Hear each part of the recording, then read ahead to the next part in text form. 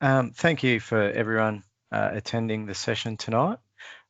We will kickstart now. So appreciate you all taking your time out in your day to attend the Study Social Work and Make a Real Difference to the Community webinar.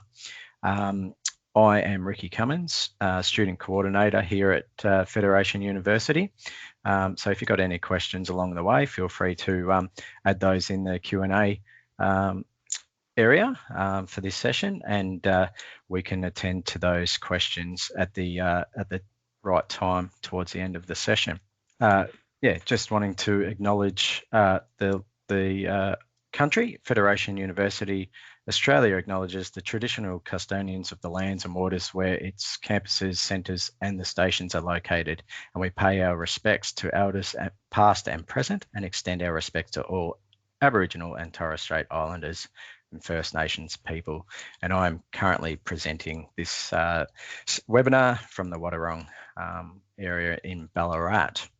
I'd like to hand over now to our academics and course coordinators for the evening, which is Dr Lauren Zeuschner and Dr Goetz Ottmann.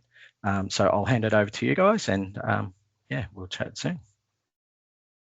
Well, thank you, Ricky, and hello everyone. I'm also joining you from Wadawurrung Country on the Mount Helen campus. Lovely to be here with you talking about some of the courses that we offer here at Federation University. Click through our slides for us. Sorry, it's just not working. Yep, perfect. Thank you. And if we go to the next one, I'll show you, these are the 4 higher ed courses that Goetz and I coordinate, and which we'll be talking about in turn to help you think through your options. I'll talk about the postgraduate courses in just a moment, but I'll hand over to Goetz now to firstly talk you through the bachelor courses. Click to the next slide. Thank you. Thanks, Lauren. I very quickly want to touch on what are your expectations? Who here has not studied before?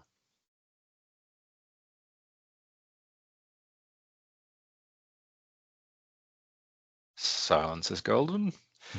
Let's assume that none of you have studied before. So that would mean that there's quite a step from high school going into university.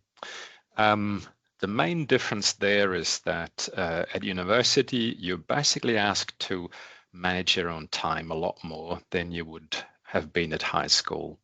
So you're basically a lot more on your own, although you have lecturers that you can contact. They will not necessarily follow up on you whether you have done your homework or not. So you really have to kind of hone your self-motivation skills in order to get everything done in time and hand everything in on time. And just to sort of give you a tip straight off the bat, one of the biggest dangers, if you like, of failing a course is not handing in an assignment. So irrespective of what you do, you may not be happy with your assignment, or you may have it half done. It's better to hand in something than to hand in nothing.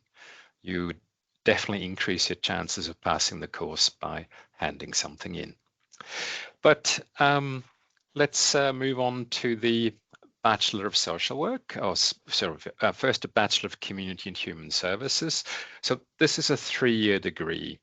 It's delivered at Mount Helen, Berwick, Churchill, as well as online. It has got 2 placements in year 2 and year 3. The first placement is the equivalent of roughly 20 days or 150 hours, and the second placement is 500 hours over 70 days full time.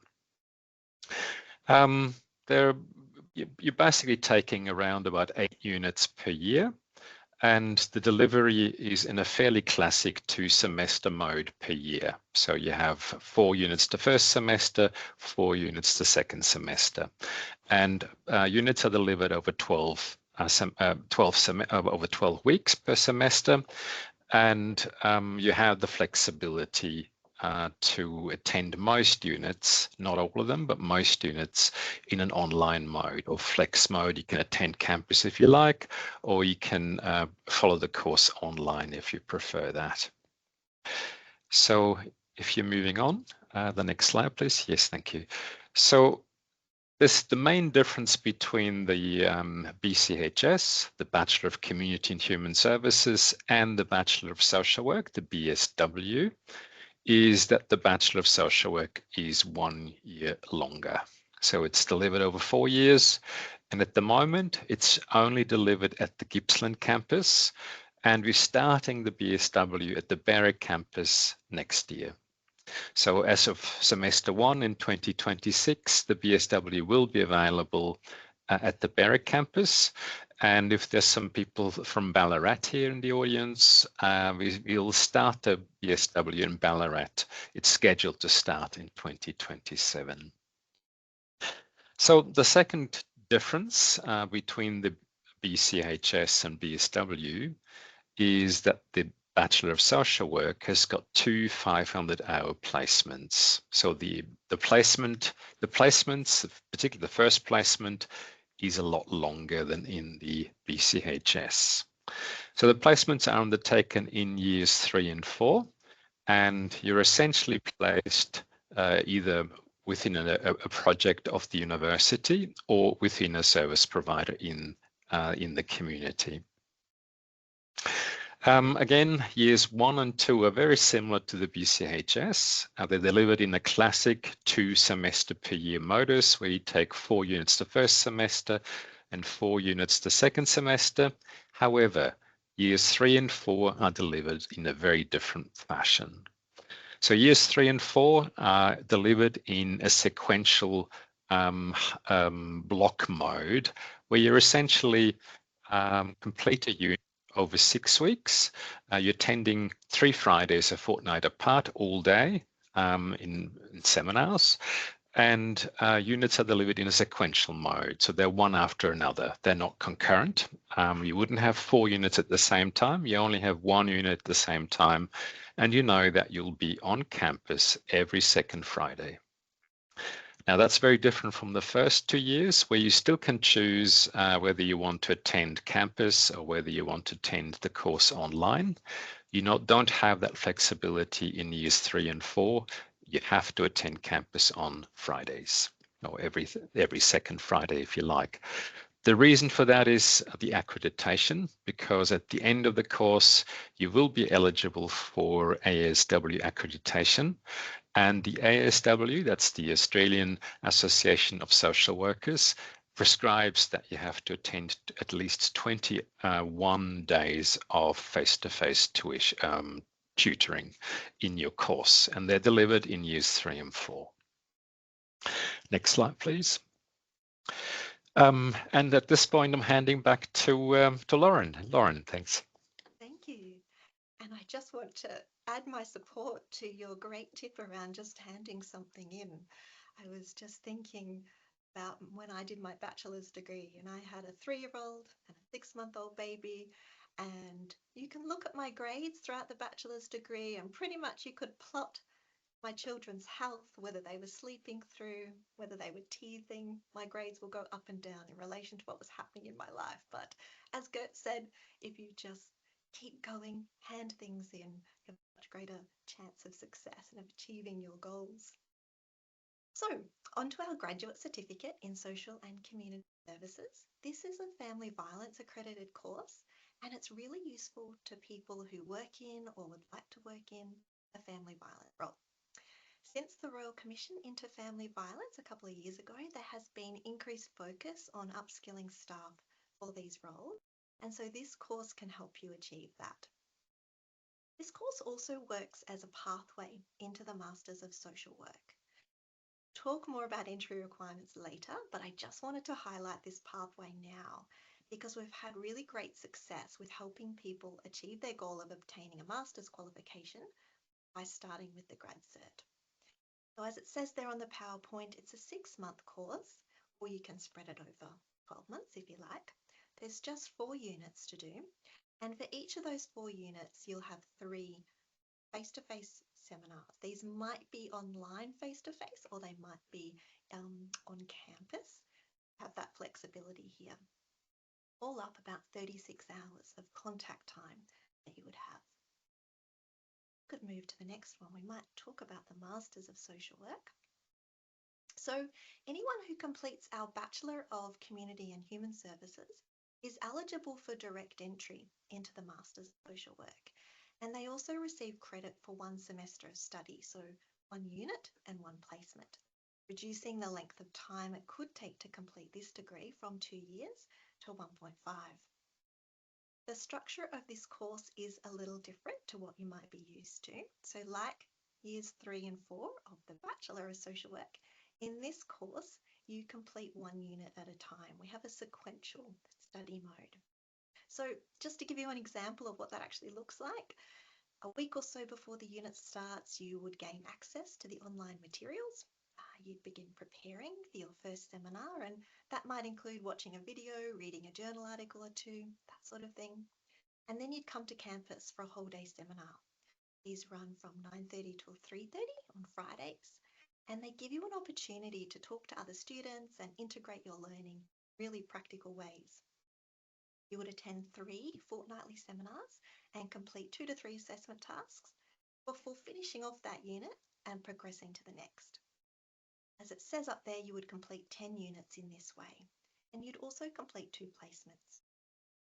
Both of those are 500 hours, and we have a dedicated placement team that would help you secure and complete those placements. I'll hand back to you now, Goetz, to talk about some of the key units we cover and what.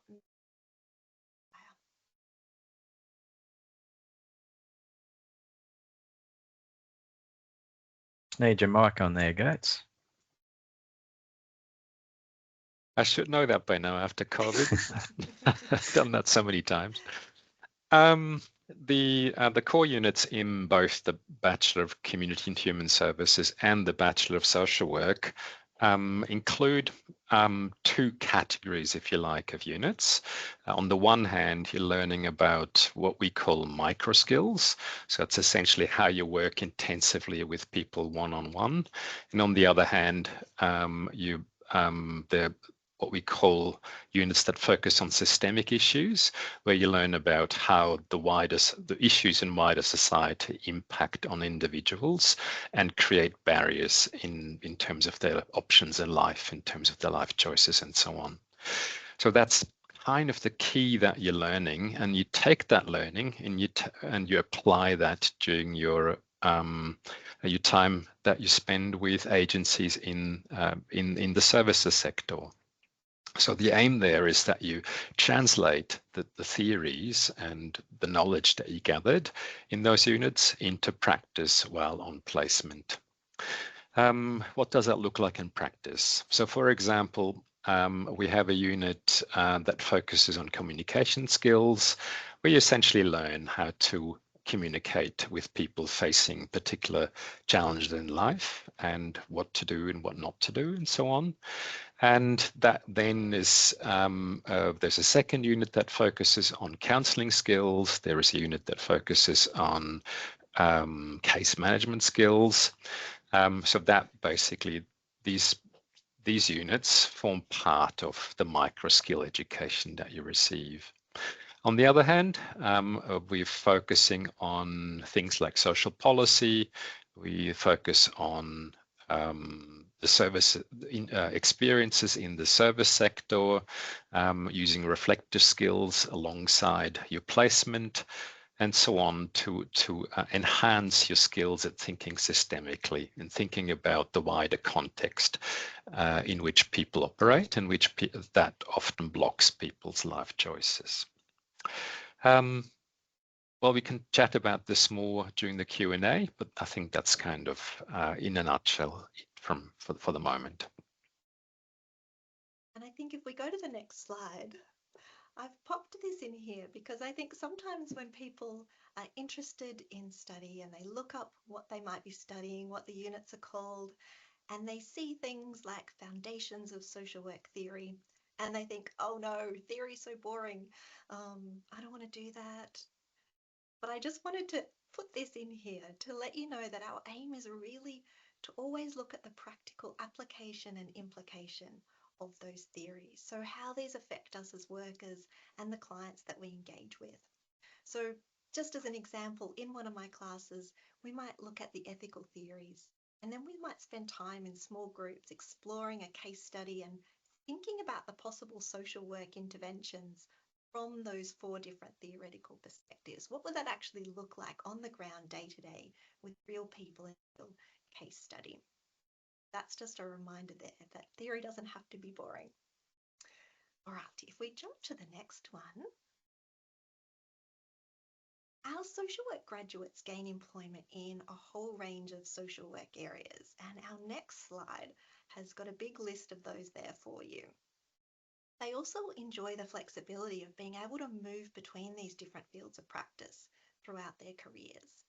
So, for example, I've worked in school-based welfare, family support, palliative care, private practice, now research and academia. So really, whether it's through policy development, research, housing support, early intervention, or any of those options that are on the PowerPoint there for you or beyond, you can make a real difference to the lives of children and families in need and help to build strong community. And I've seen this happen time and time again on small scale and large scale, and it's really worth celebrating every time, and it's a really wonderful thing to be a part of.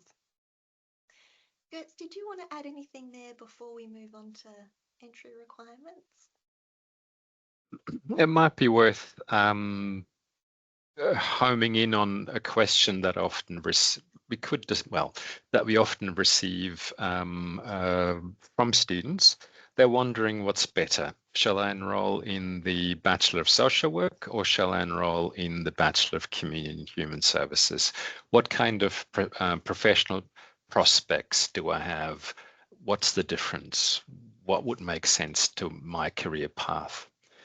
And the question there is, it depends, unfortunately. So it would depend on your life circumstances. For a lot of people, it makes a lot of sense to finish a degree quicker because, say, for example, you have a very, very busy life, you have several children, you have other commitments, you have a busy job, and so on. And you have to get that degree done as quickly as possible. So in that case, you would probably want to enroll in the BCHS, in the Bachelor of Community and Human Services. If you do that, as Lauren mentioned, you can still then subsequently enroll in the Master of Social Work and become a social worker that way in an accelerated mode, if you like. In a year and a half full time, you're then a social worker. If you enroll in the Bachelor of Social Work, you are a social worker after 4 years full time. Yes, it takes longer. You have 1,000 hours of placement rather than 650 hours. So all of that will probably be a factor in your decision making. In terms of jobs, there's not a lot of difference when you first start off. Both courses are family violence approved by the Department of Families, Fairness and Housing. So you could work in child protection, say, for example, you could work in family support units. So all of that is possible. You can also work in a counselling role with Beyond Blue in both jobs.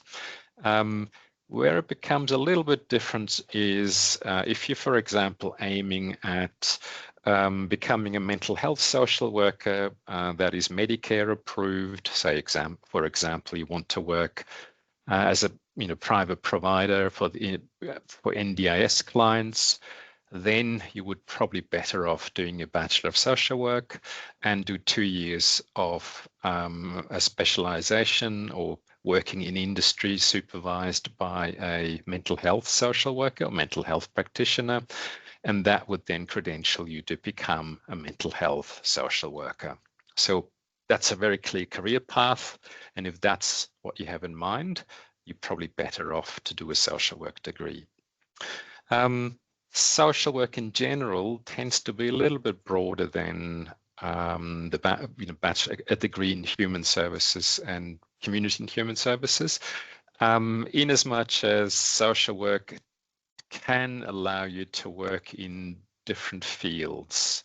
And you find social work across a range of quite diverse fields, including international aid and so on, you find less graduates from a Bachelor of Community and Human Services in some roles. So if it's flexibility and kind of diversity that you're after, again, you might be better advised to enroll in a Bachelor of Social Work. But these are the main differences. So unless you have a very clear career path that guides you toward the Bachelor of Social Work, you may well consider the Bachelor of Community and Human Services, because you can do that in 3 years' time. Very good points, thank you. The two main reasons people decide to go on and do a Masters of Social Work is either because they've done a bachelor in some other sort of field and found their way into community and human services work and found that they've really enjoyed that. And so if you've got a bachelor's degree, as we'll talk about in a moment, you can gain entry, if it's relevant, to the Masters of Social Work course. The other one is if you've been working out in the field for a while and you are starting to look at more management roles, master's degree can help you obtain access to those higher roles within the organisation. All right, so let's talk about entry requirements. We will have time for questions in just a moment, but the entry requirements is that sort of necessary but perhaps less fun part of chasing your dreams. So I think we've got, if on the next slide, we've got the Bachelor of Social Work.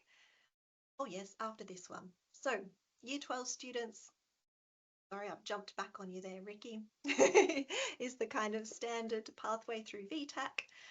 But what we find is we have a lot of mature age students coming into the bachelor's and the postgraduate courses as well. What I want to highlight on this slide is that you can absolutely contact us if you need any assistance with your application or the enrolment process. Just want to talk through your options, we are both available. Now we will move on and I'll hand over to you, Goetz, for the Bachelor of Social Work. All right, so the entry requirements for the Bachelor of Social Work and Bachelor of Community Human Services is very similar. If you're a Year 12 student, then you have to have a score of at least 20 for Units 3 and 4, and in English that is, and an ATAR of 50. If you're a non-Year 12 student, then you can enter the course if you have completed a certificate 2 or higher, or a diploma, or have done a FAST program. That's a preparatory course for higher degree learning, or you have done a single unit enrolled in a tertiary institution. That's kind of the basis of it. Unfortunately, if you have not done any of the above, you will not be able to enter the course. When it comes to the graduate certificate in social and community services, you can enter if you have a bachelor's degree of that AQF level 7 in any discipline, or if you've completed a diploma or associate degree qualification in what we consider a related discipline, and combine that with 3 years of full-time professional experience in a related field. So what we might see here is sometimes someone might have studied marketing, for example. Marketing is not considered a related discipline to the Masters of Social Work, but within that degree, it's likely that you will have done at least 4 units that are related, that will have that human services or human-centered aspect to them. So those units combined with any up to 3 years, no, not up to, 3 years minimum full-time professional experience can give you access into the graduate certificate. If you do the graduate certificate, as I said before, that then gives you access into the Masters of Social Work. So if we turn to that one, maybe look at the entry there. So the typical way people enter is with successful completion of a relevant bachelor degree with at least 1 year of study, or the equivalent of full-time studies in those social and behavioural sciences. And it's got some listings there of what we consider to be relevant. But that other pathway is if you've got some units, 4 units that are relevant from a previous degree, so not quite a year of study, but 4 units, combined with some professional experience, you can do the grad cert, 6 months, and then pathway into the Masters of Social Work. Okay, so if that sounds confusing, I apologise. I'll just remind you that you can absolutely ask us questions now or contact us in the future if you want to discuss your options and the pathways available to you. Hand over to you, Ricky. Yes, thanks, Goetz and Lauren. It's a great insight to the course, and you've covered everything very thoroughly there. So I appreciate your time in doing so. So I'll hand it over to our audience this evening. If you've got any questions, feel free to turn your mic on and ask away. Otherwise, there is a Q&A chat area provided. So feel free. I'll give you some time to type out a question if you're too shy to turn the mic on. Otherwise, we will, wrap it up shortly. But if you do require any further information, feel free to contact us via the links provided, federation.edu.au, or you can contact us on the phone number provided there as well. We do have an open day coming up in August, so across all 3 campuses. So if you jump on the Federation website, you'll see the dates for those. So yeah, we would love to see you all attend if you are able on those days. So we will wrap it up there. There doesn't seem like there's any questions coming through. So once again, to everyone, appreciate your time and giving up the time this evening. Thanks to Lauren and Goetz for a thorough information evening. You've covered off the course quite well, so appreciate everyone's time tonight. So thank you and enjoy.